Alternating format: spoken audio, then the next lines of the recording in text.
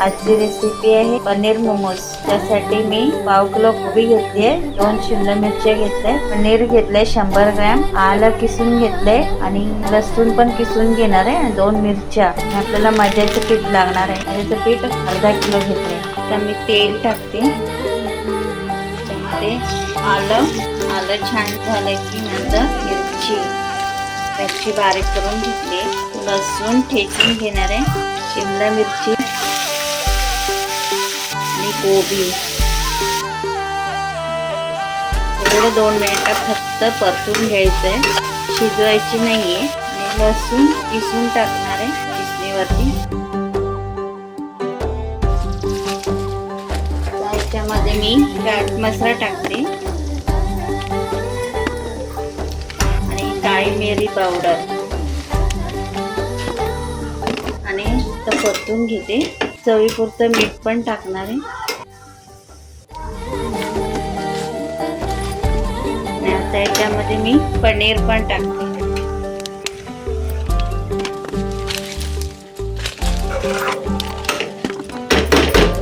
थोडी चव येण्यासाठी थोडं लाल तिखट। आता तुम्हाला नंतर मी बनवताना दाखवते।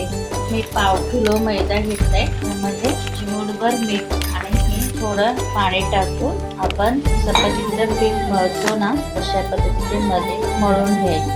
सेम तसंच मळून घ्यायचं। हे मैद्याचं पीठ आहे, याचं मी सगळं मळून घेते। आता पीठ मळून घेतलंय बघा, असं मळून घ्यायचं। आता त्याच्यामध्ये थोडंसं घी लावते, घी किंवा तेल चांगलं मळून घ्यायचं। परत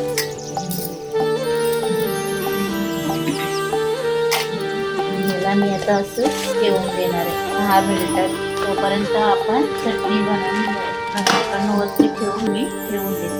आता आपण लाल चटणी बनवून घ्यायच। त्यासाठी पॅनमध्ये तेल टाकले, थोडंसं जिरं, आपले काश्मीर लाल मिरच्या, आल्याचे तुकडे 2, लसूण पाकळे 5।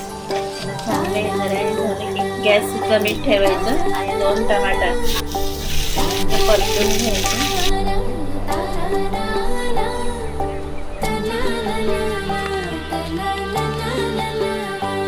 त्याच्यामध्ये थोडंसं पाणी टाकून शिजवून घ्यायचं। असं 5-10 मिनिटं शिजवून घेणार, नंतर चला फिरवून। आता आपली मोमोजची लाल चटणी पण तयार आहे।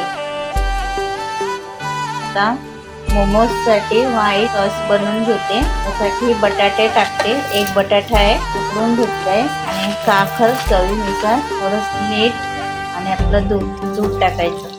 क्रीम असेल तर क्रीम टाकू शकता। हे मिक्सरला फिरवून घेते। आपलं व्हाईट सॉस पण रेडी आहे मोमोजसाठी। मोमोज बनवून दाखवते। चपातीचं एक पुरी घेतलेली आहे आणि आता ह्याला अशी चुनी पाडायची आणि ह्याला चुनीला अडकवायचं। पहिली आली ना चुनी की दुसरी बरोबर येणार। परत अशी चुनी घ्यायची, ह्याला चिपकायचं, परत घ्यायचं, अशा आपल्या चुन्या पाडत जायचं। मग आपल्याला बरोबर आकार येतो आणि डिझाईन पण बरोबर येते बघा। आपल्याला काही त्रास जास्त होत नाही बनवायचं। नंतर आपण जसं हे पाहिजे तसं हे करायचं आहे की नाही। असे पण आपलं झटपट हे बनवून होतात। तुम्हाला शिकवते बघा।